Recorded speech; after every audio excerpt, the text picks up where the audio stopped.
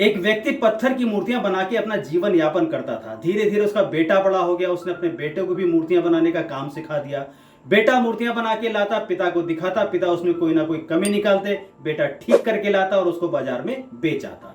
धीरे धीरे ऐसा होने लगा कि बेटे की मूर्तियां पिता से ज्यादा अच्छे दामों पर बिकने लगी। एक दिन बेटा एक मूर्ति बना करके लाया जिसमें उसके हिसाब से कोई कमी नहीं थी, लेकिन पिता ने कमी निकाल दी।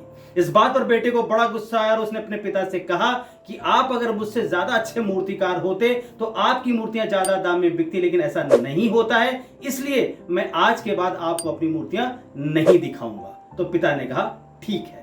अब बेटा बिना पिता को दिखाए मूर्तियां बनाता और बाजार में बेचने चला जाता। कुछ दिनों बाद बेटे की मूर्तियां धीरे धीरे बिकनी बंद हो गई, उसका व्यापार चौपट हो गया और वो लौट के आया। उसने अपने पिता को ये सारी बातें बताई, लेकिन पिता उसकी बातें सुन के सिर्फ मुस्कुरा रहे थे।